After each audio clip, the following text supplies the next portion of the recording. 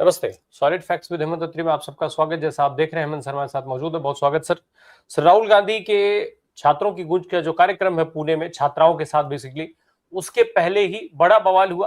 रात में जिस तरीके से ड्रामेबाजी हुई है और अब उसके बाद जो लीपापोती की जा रही है सरकार से, सरकार में बैठे लोगों, यहां तक कि देवेंद्र फडणवीस ने जिस तरीके का बयान दिया है, बड़ा अजीब सा लगता है। मैं वो दृश्य दिखाता हूं, रात को किस तरीके का सीन क्रिएट किया गया, जरा दिखाइए भी और सुनाइए भी उसको। हो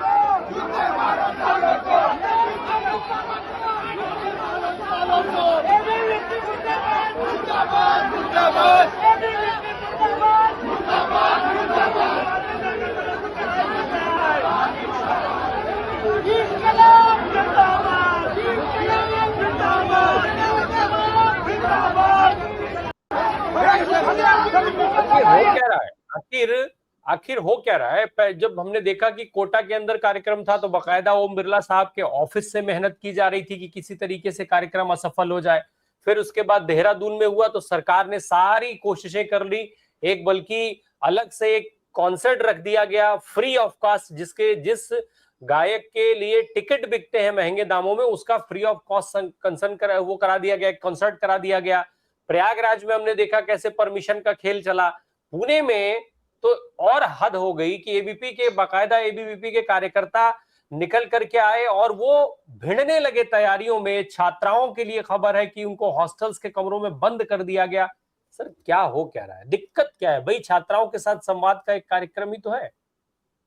राम प्रकाश जी नमस्कार, आपको सारे दर्शक साथियों को भी। आपने अगर पिछले 20 जुलाई से लेकर के अब तक का पूरा घटनाक्रम ध्यान से देखा होगा तो आप कल्पना कर सकते हैं कि ये पूरा सिस्टम मोदी का, चाहे वो मोदी हो चाहे अमित शाह हो, उनके सारे यूनियन कैबिनेट के मिनिस्टर हो, उनके रविशंकर प्रसाद टाइप के लोग हो, उनकी आईटी सेल हो, और जितना भी ये पोमेरियन स्टाफ है सारे का सारा, जो मीडिया जिसको आप कहते हैं, वो सारे के सारे बौखला चुके हैं और पगला चुके हैं। और रही सही कसर आग में घी डालने का काम किया है कल जो दिल्ली में पार्लियामेंट स्ट्रीट थाने के बाहर हुआ और मोदी सरकार को सरेंडर करना। तो कंप्लीटली एक जिसको कहते हैं ना बौखलाहट। और कल्पना कीजिए केवल कि आपको पता है कि पूना जो है इसका यूनिवर्सिटी का स्टूडेंट्स का काफी एक बड़ा हब है एजुकेशन का ऐसे, और वहां पर सीआईपी टेक्नोलॉजिकल यूनिवर्सिटी के छात्रावास में पहले एबीवीपी कांग्रेस के जो एनएसयूआई इनके बीच में एबीवीपी क्या करने गई थी वहां? क्या मतलब है उसका? नारेबाजी करने का क्या मतलब है? छात्राओं को अपने कमरों के अंदर बंद करने का क्या मतलब है? सरेआम छात्रावास में घुसे, कार्यक्रम का समर्थन कर रही छात्राओं को धमकाया और कुछ छात्राओं को एक कमरे में बंद कर दिया। आप सोच के देखिएगा। और उसके बाद एबीवीपी क्या आरोप लगा रही है कि कांग्रेस ने छात्रों को जुटाने के लिए कॉलेज के व्हाट्सएप समूह और उपस्थिति का दबाव का इस्तेमाल किया। क्या किसी को व्हाट्सएप पे इन्वाइट करना कोई क्राइम है क्या? कोई कार्यक्रम है, मैंने आपको इन्वाइट किया, व्हाट्सएप पे भेजा है, क्या भेजा, इसका क्या मतलब है कि आप उनको छात्राओं को बंद कर देंगे? और आप छात्राओं के हॉस्टल में घुस कैसे गए? तो एबीवीपी के पास ऐसा कौन सा परमिट हो गया है? कल्पना कर सकते हैं आप? और इन हरकतों से आपको क्या लगता है कि राहुल गांधी की छात्रों की गूंज फ्लॉप हो जाएगी? आपने कोटा में देखा था, आपने देहरादून में देखा था, और इलाहाबाद में तो नीचता की सारी सीमा पार करते हुए वहां तो सीवर का पानी छोड़ दिया गया था इवेंट के स्थान पर। उसके बाद क्या हुआ? तो जब विनाश काल होता है ना तो विपरीत बुद्धि होती है। ये सारे के सारे लोग पगला चुके हैं और बौखला चुके हैं। जो कल एक बात कह रहे थे ना कि राहुल गांधी एनआरकी फैलाना चाहते हैं, रविशंकर प्रसाद की चर्चा की थी मैंने रात में। अनारकी क्या होती है ये एबीवीपी की सरकत से देखिए। मैंने आपको व्हाट्सएप पे एक इन्वाइट किया और राम प्रकाश जी को कोई दूसरा आके घर में बंद करके चला गया, उसको किसने अधिकार दे दिया? ये इन्वाइट तो कोई भी किसी को कर सकता है, छात्राओं के हॉस्टल के अंदर। और मुख्यमंत्रियों की तो जो स्थिति है आप छोड़ दीजिए ना, इसकी तो क्या ही बात करनी। जैसे ही राहुल गांधी के कार्यक्रम का शुरू हुआ ये सारा बिल्डअप, आपको याद है क्या पूना यूनिवर्सिटी, पूना उसमें पुलिस कमिश्नरेट ने क्या किया? वहां पे निषेधाज्ञा लगा दी कि 5 से ऊपर आदमी इकट्ठे नहीं हो सकते। इससे ज्यादा अलोकतांत्रिक काम कोई हो सकता है क्या? पूरी ब्यूरोक्रेसी, पूरा सिस्टम, सारे का सारा कैप्चर्ड। कोई व्यक्ति विपक्ष का नेता है, कोई गैरकानूनी गतिविधि कर रहा है क्या? वो छात्राओं से संवाद करना चाहता है, केवल छात्राओं का कार्यक्रम, कोई लॉ एंड ऑर्डर का इशू नहीं है पूना के अंदर। इनको इस बात की भी वो नहीं कि पूरे देश में क्या मैसेज आएगा, आपने ऐसे इवेंट के समय निषेधाज्ञा क्यों लगाई? तो ये लोग जिस तरीके से पागलपन की स्थिति में पहुंच चुके हैं, क्योंकि 12 साल से देश को हाँक रहे थे, कोई सवाल नहीं था, कोई जवाब नहीं था, कोई जवाबदेही नहीं थी। अब हर चीज के लिए अकाउंट फॉर किए जा रहे हैं। अकाउंटेबिलिटी की आदत नहीं है। तो वैसी सूरत में इन घिनौनी हरकतों पर उतरा हुआ। नारेबाजी और धक्के मुक्की के बीच पुलिस की भारी तैनाती वहां पे है। कांग्रेस नेता मौके पर पहुंचे हैं, विरोध जताया है, और शनिवार को राहुल गांधी की जो व्यवस्था है, जो सुरक्षा व्यवस्था, उसको लेकर के सवाल उठने शुरू हो गए। मुद्दा क्या है राहुल गांधी का? शिक्षा, रोजगार, सुरक्षा, न्याय। इसमें तो कोई ऐसी बात नहीं करने जा रहे वो जिससे किसी को भी आपत्ति हो। तो ये एक नया लो है भारतीय जनता पार्टी, आरएसएस और सारे के सिस्टम का, कि वो कितने बौखला गए हैं, उनको सवालों से क्या है। और जितना ये हरकतें करेंगे ना, आप लिख के रख लीजिए राम प्रकाश जी, उतना ही जेन अल्फा इनके खून का पैसा हो गया। आपने कल देखा जयपुर के पास किस तरीके की हरकतें की। जो सीजेपी के बच्चे अगर वहां पर जा रहे हैं स्कूलों की फैसिलिटीज का ऑडिट करने, किसी को क्या परेशानी हो सकती है? तो प्रोएक्टिव स्टेप है, सरकार को खुद ही करना चाहिए, नहीं करना चाहिए। जहां का कमियां है हम सारा ऑडिट करेंगे, शौचालय की दिक्कत है, पानी की दिक्कत है, बिजली की जो भी चीजें हैं, आप नहीं कर रहे, मैं करना चाहता हूं, उसके बाद आप मेरे साथ मारपीट करेंगे। ऐसा कभी, ये डेमोक्रेसी होती है हर स्टेट के अंदर। उत्तर प्रदेश में और भी कमाल करती है, सरकारी स्कूलों के अंदर कोई भी आदमी एंटर नहीं कर सकेगा, एंट्री बैन कर दी। अरे वो सार्वजनिक स्थल है भाई। तो ये मोदी का 12 साल का ये है आपका जो नेट टेक अवे है कि स्कूलों के अंदर भी आप अपने बच्चों का, अपने नौनिहालों का, पहली बात तो सरकारी स्कूलों में बच्चे कितने रह गए, उसके बाद अगर कोई वहां जाना, आपने देखा कल जो वीडियो आया कि तबेले में बच्चों का स्कूल चल रहा है, सोच करके देखिए। और ये लोग विश्व गुरु बढ़ाते हैं। अब जब सारी पोल पट्टी जैन जी और जैन अल्फा ने खोलनी शुरू कर दी, तो अब ये भागते फिर रहे। इससे शर्मनाक दृश्य आपने कभी देखे हो? छात्राओं के हॉस्टल में घुसने हैं क्या मतलब है? दरवाजे बंद करने हैं क्या मतलब है? कोटा में तो देखा था ना आपने, इस तरीके से कोचिंग सेंटर के संचालकों को मैसेज किए गए थे कि बच्चों को रोकिए। इन सब चीजों से बच्चे रुकेंगे क्या? क्यों ये अपनी समापन जो इनका जो कुछ भी है उसके समापन की इबारत क्यों लिखने पर तुले हुए? इनको समझ में नहीं आ रहा क्या? मुझे एक बात बताइए, जो दिल्ली में कल हुआ, क्या इसकी कतई 1% भी जरूरत थी? चोट लगी किसी को, एफआईआर कराना उसका हक है, बात ही खत्म होगी। उसके लिए अगर विपक्ष का नेता 7 घंटे अगर वो उसमें बैठेगा थाने के बाहर, तो हो गया काम फिर तो देश का। यही अब फिर क्यों कर लिया मुकदमा दर्ज? अगर पहले मुकदमा दर्ज करना संभव नहीं था, तो अब मुकदमा कैसे दर्ज कर लिया? ये फ्रस्ट्रेशन जो है ना, ये इस देश को अराजकता में धकेल रही है, और इसकी भारी कीमत चुकानी पड़ेगी राम प्रकाश जी, ये मान करके चलिए। जी, कल भी हमने दिन भर एक बेहद हाई वोल्टेज ड्रामा देखा। राहुल गांधी, जो अभी आपने जिस मामले का जिक्र किया है, एफआईआर कराने उनको खुद जानी पड़ी, सरकार ने खूब ड्रामा किया, पूरी कोशिश हुई कि किसी तरीके से ये एफआईआर दर्ज ना हो, लेकिन फिर फाइनली एफआईआर दर्ज होती है। एक छोटी सी वीडियो है, मैं चाहता हूं कि दर्शक जरा वो भी सुन लें। सुनाइए जरा राहुल गांधी की वो वीडियो। जब तक होगा मैं नहीं जा रहा हूँ। कंप्लेंट तो इनका हक है सर, रिसीविंग दे दीजिए हमें। नहीं, डीसीपी ऑफिस में क्या करना है? सर डीसीपी ऑफिस से जाएगी सीपी ऑफिस। ठीक है, डीसीपी ऑफिस कहाँ है? हमारा पार्लियामेंट थाने। ठीक है, चलो वहाँ चलते हैं। Let's go. नमस्कार जी, कैसे आप? नहीं, वो डीसीपी ऑफिस भेजा हमने। आइए डीसीपी ऑफिस भेजा है। हम तो डीसीपी ऑफिस जा रहे हैं, ये कह रहे हैं न्याय के लिए यहाँ नहीं होगा, डीसीपी ऑफिस। हमने पूछ रहे पुरानी कंप्लेंट की, वो मैंने बताया डीसीपी ऑफिस सेम कंप्लेंट। हमने आपसे कहा कि आयोग का नंबर, आपने हमें कहा डीसीपी ऑफिस जाए। सर मेरे शुक्र है, जितना बढ़ाना जो छर्रे लगे हैं, ये सारे जो है इनकी आंख दिखाओ, ये जो इनकी आंख गई है, इसके बारे में हम एफआईआर मांग रहे हैं, और ये इनका हक बनता है। मैं 10 दिन, 20 दिन, 30 दिन, 50 दिन, 6 महीना वहीं बैठूंगा। It's legal, he is requesting an FIR. Sir, already submitted. No. He is requesting an individual FIR for this bullet, for the pellet injury. Okay, bhaiya. Very simple. You are not doing it. Sir, Okay, let's do. I'm telling you what's going to happen. नहीं मैं बता रहा हूँ आपको होगा, तो आप समझ लो. I will go outside. I will sit there until the FIR is done. I will sit there 1 day, 2 days, 3 days, 5 days, 10 days, 20 days. Your government will have a problem. Mobile नहीं मान रहा ना, मोबाइल हट जा।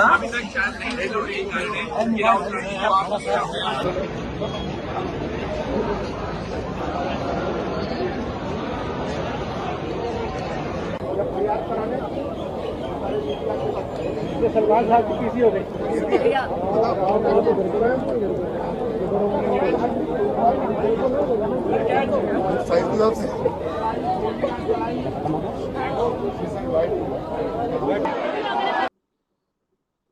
Sir आखिर ये इतने ड्रामे की जरूरत क्यों थी? क्या ये एफआईआर आराम से नहीं हो सकती थी, या फिर सरकार और भाजपा पहले ये चाहते थे कि हम किसी भी कीमत पे ये एफआईआर दर्ज ना करें, लेकिन मजबूरन झुकना पड़ा? क्या माना जाए इसको? राम प्रकाश, इसको झुकना नहीं कहते, इसको सरेंडर कहते हैं इन एब्सोल्यूट टर्म्स।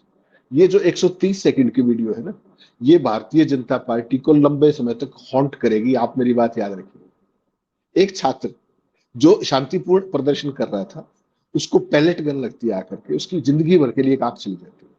मानवीय आधार क्या होना चाहिए था कि उसकी सारी बात सुनी जाती फर्स्ट अवेलेबल अपॉर्चुनिटी पे, और उसकी जो भी मदद हो सकती है वो की जाए। उसकी बजाय 13 तारीख से लेकर के वो अब तक एफआईआर के लिए धक्के खा रहा है। और राहुल गांधी का जो ये रौद्र रूप आपने देखा कि चाहे मैं भी बैठ रहा हूं धरने पे, चाहे मुझे 6 महीने धरने पे बैठना पड़े, इससे भारतीय जनता, जो मोदी जी की सरेंडर की पटकथा देखी ना आपने शाम को 6:30 बजे, वो इस वीडियो के मैसेज बाहर जाने के बाद ही मोदी जी को पता लग गया था कि ये आदमी जिद्दी है, ये किसी भी कीमत पर वापस नहीं होगा, और चुपके से अपने एफआईआर करके अपनी जान बचा लो। लेकिन सत्ता का अहंकार है ना, उसमें 6-7 घंटे लग गए। ये जो है ना चीज आपने दिखाई, ये है इस देश की लीडरशिप का ट्रू करेक्टर। एक नेता है जो बच्चे के साथ खड़ा हुआ है, उसके पेरेंट्स के साथ खड़ा हुआ है। जो ये बच्चा है अपना लोचन, इसके फादर साहब हैंडीकैप है, पता है आपको? उनकी माता जी गरीब परिवार है, वो उनको लिए फिर रहे राहुल गांधी जी। और केंद्र सरकार के जो पुलिस के अधिकारी से लेकर के सारे नेता क्या कह रहे हैं कि सुप्रीम कोर्ट की जांच शुरू होगी। अगर एफआईआर नहीं होगी तो सुप्रीम कोर्ट की कमेटी जांच क्या करेगी? कोई बता सकता है? जितनी एफआईआर हो अच्छा है, तभी तो एक कंप्रिहेंसिव जांच करा सकोगे आप एफआईआर ही नहीं करोगे। खेल समझ लीजिए सिंपल क्या है। पैलेट के नाम से डर लगता है। पूरे का पूरा पार्लियामेंट का सेशन होम कर दिया इन लोगों ने 20 जुलाई से लेकर के और 13 अगस्त तक। प्रधानमंत्री और शाह कहीं दिखाई दिया आपको? आखिरी दिन 5 मिनट के लिए कब आए? जब वंदे मातरम का वो था समापन, सैनिटाइज हो रहा था। एक शब्द बोला हो आज तक? बोला हो किसी? और ये युवाओं के हितों की चैंपियन है। फ्रांस के रात को रीले बनाते हैं। आप बनाओ ना रील जरा। जो ये वहां पर जो कुछ हुआ उसका बदला ये पूना में लेने की कोशिश करें, क्योंकि ये लोग बाज नहीं आ सकते। इनको लंबी लाइन खींचने की आदत नहीं है राम प्रकाश जी। कोई अच्छा काम करके ये लोगों के बीच में जाए ना, इनको तो विध्वंस के प्रतीक है। औरों को कहेंगे अराजकता। क्या कह रहे थे रविशंकर प्रसाद कि अराजकता करना चाहते हैं राहुल गांधी। अराजकता का मौका कौन दे रहा है? एफआईआर किसने नहीं दर्ज की? क्यों नहीं की? कहते सुप्रीम कोर्ट जांच कर रहा है इसकी, इसलिए एफआईआर नहीं होगी। फिर कैसे होगी शाम को? तो इन लोगों की जो हालत है आज, ये खिसियानी बिल्ली खंबा नोचे, और जितनी ये हरकतें करेंगे ना उतना ही एक्सपोज होते जाएंगे। जैन जी सब कुछ देख रही, अब तो जैन अल्फा भी आ गई। युवा पीढ़ी के साथ इस तरीके से डायरेक्ट कन्फ्रंटेशन लेना, इसका मतलब समझ रहे हैं आप ये कहां पहुंचाएंगे? चलो, ये असल में शांति के, सौहार्द के सबसे बड़ा अगर कोई झगड़ा वो करते हैं तो यही लोग हैं। इनको शांति होगी तो इनका तो काम नहीं चलेगा। इन्होंने तो कभी हिंदू मुस्लिम करना है, कभी जाति पाति करनी है, कभी कुछ करना है। अगलों की तो कोचिंग और ट्रेनिंग ही है। आप क्या कर लीजिएगा बताइए? और कहीं भी राहुल गांधी के किसी भी उसमें प्रधानमंत्री के घर पे गए 21 जुलाई को, कल भी 21 तारीख थी, 21 अगस्त, कहीं पे कोई हिंसा देखी आपने? लीडर ऑफ अपोजिशन को घसीटा गया, सारी चीजें हुई। क्या कहा उन्होंने मीडिया को कि मेरे साथ से इससे 10 गुना बुरा कर लो, मेरे छात्रों के साथ कुछ नहीं होना चाहिए। एक वो लीडर है। एक दूसरा लीडर क्या है? जो सुबह से शाम तक मेरी मां को गाली दी, मुझे गाली दी। इसके अलावा भी कुछ आता है क्या? देश में बात है मोदी माफी मांगे, देश में बात है शाह माफी मांगे। मोदी जी रील बना के क्या करें कि मैंने छात्रों को माफ कर दिया। सोचिएगा आप, खुदा हो गई, भगवान हो गई ये लोग। जो चीजें अयोध्या में जो कुछ हो रही है, राम मंदिर में जो सारा कांड हो रहा है जो चढ़ावे का, उसके बाद जिस तरीके से चंपत राय ने 9 पेज की चिट्ठी लिख दी, सीधा सीधा प्रधानमंत्री के प्रधान सचिव का नाम ले दिया उसने। तो आपको क्या लगता है चीजें सामान्य है क्या? बहुत भयंकर इस पूरे बीजेपी के राइट विंग के जो सिस्टम है सत्ता का, उसके अंदर भयंकर ग्रह युद्ध छिड़ा हुआ है इस समय। और उसको दबाने के लिए ये लोग नैरेटिव चेंज करने की कोशिश कर रहे हैं। कभी एफआईआर दर्ज ना करके, कभी और कुछ करके, कभी पूना की हरकत करके। इनको क्या मिलेगा? क्योंकि इनको असली मुद्दों से भागना है। पैलेट गन क्यों चली, किसके आदेश पे चली, ना जवाब मिला और ना इनकी जहां तक चलेगी जवाब मिलेगा। चढ़ावा चोरी का पूरा मुद्दा, इनकी कोशिश ये है कि पीछे चला जाए। क्या कहा चंपत राय ने? चंपत राय ने 2 टूक कह दिया कि साहब सारे फैसले श्रीमान नृपेंद्र मिश्रा करते थे। मैं चिट्ठी भी भेज रहा हूं आपको, वो भी दर्शकों को रन करके दिखा दीजिएगा ताकि इनकी पूरी असलियत देश के सामने पता लगे कि ये क्यों इस तरह की अनारकी फैलवाना चाह रहे हैं। चाहे छात्रों के गूंज के कार्यक्रम को रुकवा करके, चाहे दिल्ली में जो परिस्थितियां FIR दर्ज ना करके, ये सेल्फ इन्फ्लिक्टेड इंजरी है। दिन में आप कुछ कहते हैं, शाम को कुछ कहते हैं और फिर विपक्षी मांग मान लेते हैं। ऐसा क्यों हुआ?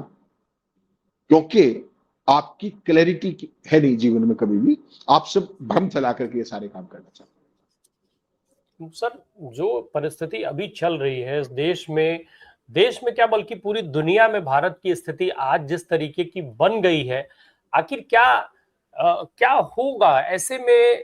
जो विकल्प की जहां तक बात है, समाधान की बात है, समाधान की तरफ क्या भाजपा का कोई भी कदम बढ़ रहा है? वैश्विक स्तर पर जिस तरीके से छीछा लेदर मची हुई है, ट्रंप को लेकर के जिस तरीके का आरोप लग रहा है, नरेंद्र मोदी से लेकर के पूरी सरकार उस पर चुप रहती है, विपक्ष जो सवाल जनता से जुड़े मुद्दों पर उठाता है पूरी सरकार उस पर चुप रहती है, भाजपा उस पर चुप रहती है, RSS उस पर चुप रहता है। अभी आपने देखा किस तरीके से मोहन भागवत के एक अमेरिका जाने को लेकर के वहां पे RSS को बैन करने की मांग शुरू हो गई। तो पूरी दुनिया में जो स्थिति बनी है, उसके बावजूद भी सबका केवल एक ही उपाय भाजपा को दिख रहा है, मौन, चुप रहना, किसी भी मुद्दे को पूरी तरीके से उधर से मुंह मोड़ करके किनारे हो जाना और फिर अपने एजेंडे में व्यस्त हो जाना।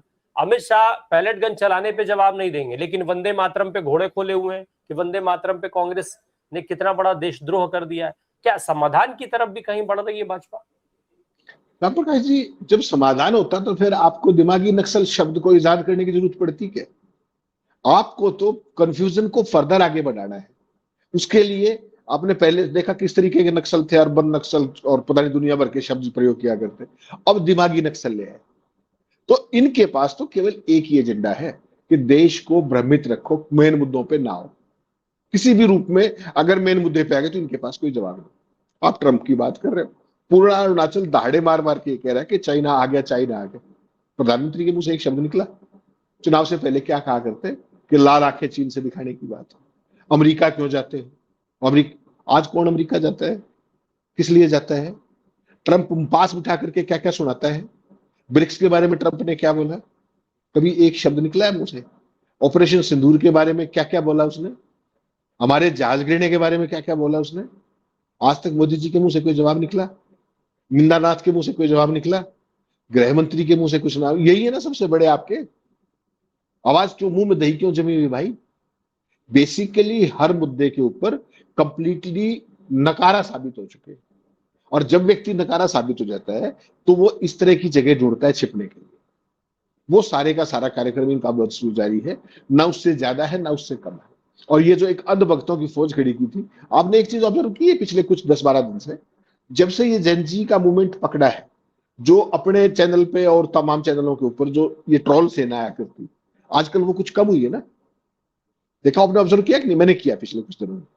बेसिकली क्या है कि IT सेल जिस चीज के लिए कुख्यात थी, वो हो सकता है उनका पैसा ना पहुंचा, मुझे नहीं पता क्या बात है, लेकिन ट्रोलिंग का जो जितनी वो थी, वो जिस शिद्दत से लगा करते थे, आज वो ट्रोलिंग कहीं ना कहीं कम हुई है हम जैसे लोगों की।